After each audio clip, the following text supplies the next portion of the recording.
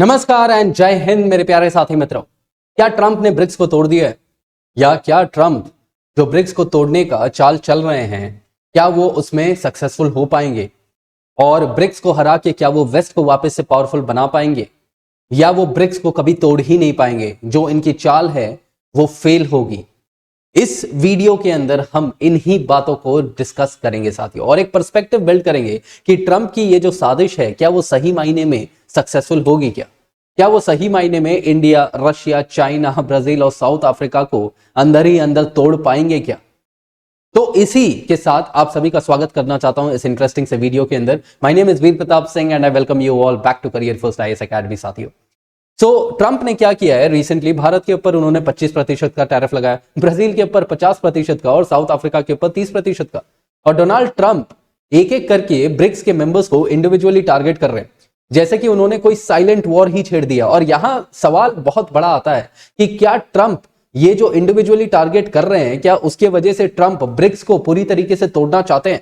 क्योंकि एक तरफ ब्रिक्स क्या कर रहा है ना, ब्रिक्स एक नया ग्लोबल ऑर्डर बनाने की बुनियाद रख रहा है, डॉलर को चैलेंज कर रहा है और वेस्ट के इन्फ्लुएंस को शेक कर रहा है पूरी तरीके से। वो आज इतना बड़ा बन चुका है कि नाटो जैसे बड़े बड़े ऑर्गेनाइजेशंस को वो चैलेंज कर रहा है। और यहां पर वेस्टर्न कंट्रीज डर रहे हैं ब्रिक्स के इन्फ्लुएंस बढ़ने की वजह से और बहुत सारे ऐसे देश हैं जो ब्रिक्स से जुड़ना चाहते हैं वेस्टर्न कंट्रीज का साथ छोड़ के। तो यहां पर ब्रिक्स की बुनियाद पता चल रही है। तो वेस्ट क्या इससे डर रहा है, क्या ट्रंप इससे डर रहे हैं।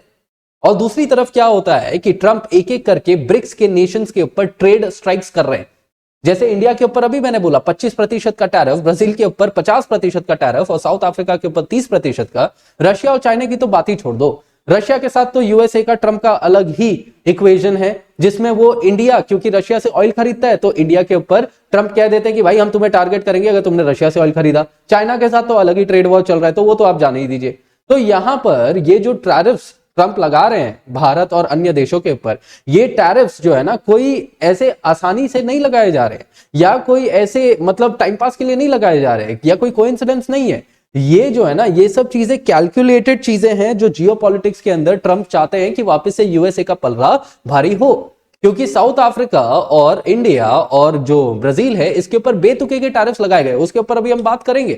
तो आज के इस सेशन के अंदर हम यही जानने का प्रयास करेंगे कि ये जो ट्रंप का ब्रिक्स को तोड़ने वाला पूरा प्रयास है क्या वो सही मायने में सही है क्या, और ट्रंप जो ये सब डिसीजंस ले रहे हैं क्या वो एक नए कोल्ड वॉर को स्टार्ट कर सकता है। और क्या सच में ब्रिक्स में इतना पावर है कि वो इतने सालों से, इतने दशकों से चलने आने वाली dollar which is a international medium of exchange, क्या वो उसे सही में रिप्लेस कर पाएगा, क्या वो सही में डॉलर की बुनियाद खत्म कर पाएगा। तो इस सेशन में हम उन्हीं चीजों के बारे में जानेंगे। और ट्रंप इस बात से डरते हैं, इसीलिए ट्रंप ने अपने ट्रुथ सोशल में क्या लिखा। ट्रंप लिखते हैं कि BRICS was set up to hurt us, they want to take away our dollar. और यह सीधा सीधा दर्शाता है कि ट्रंप कितना ज्यादा इस बात से अफेक्टेड है कि ब्रिक्स का पावर बढ़ रहा है।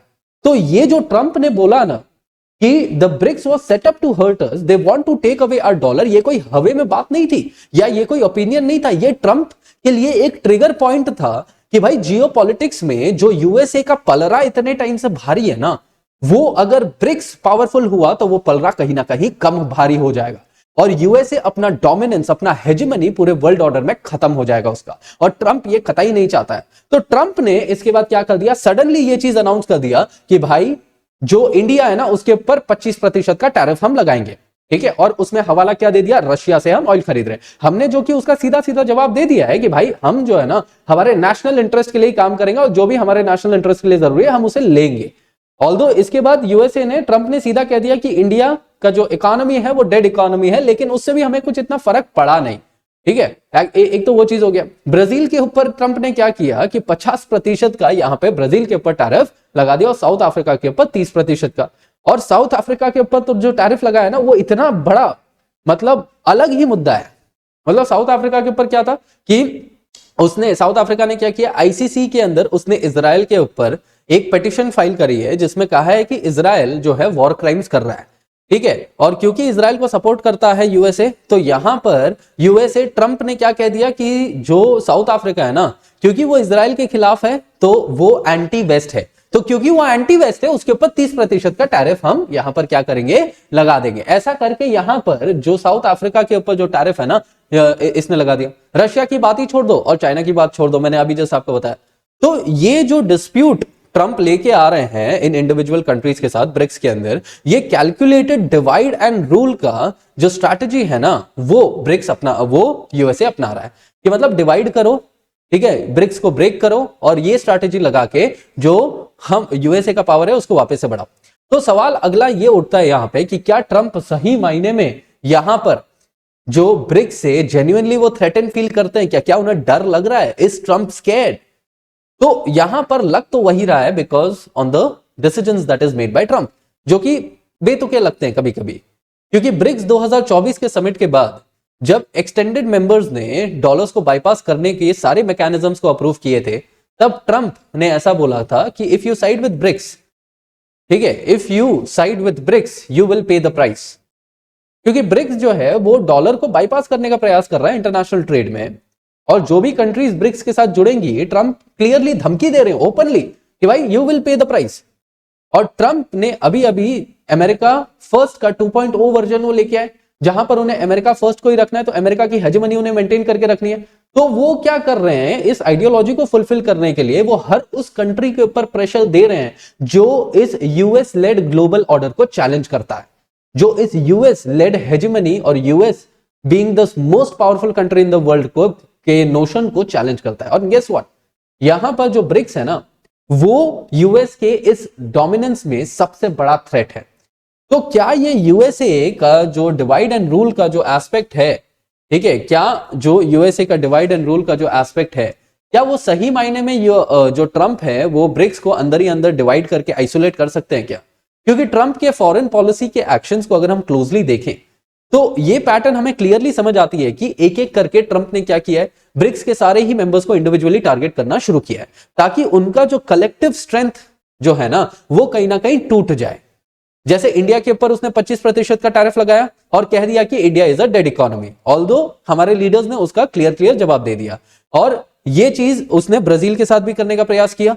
ब्राजील के जो प्रेसिडेंट थे उन्होंने ट्रंप के एक एड जो प्रायर प्रेसिडेंट है ना उनको उन्होंने जेल भेज दिया था। और ट्रंप को यह चीज लगा कि भाई जो मेरे मतलब जो प्रो वेस्ट प्रेसिडेंट को जेल भेज सकता है वो कहीं ना कहीं एंटी वेस्ट हो सकता है, तो उसके ऊपर 50% का टैरिफ लगा दिया।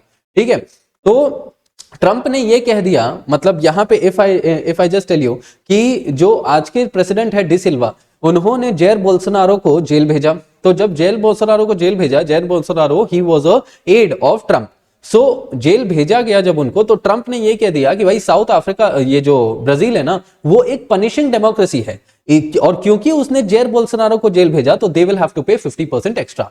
ठीक है, and Trump made this statement that Brazil is a punishing democracy and they will pay 50% extra.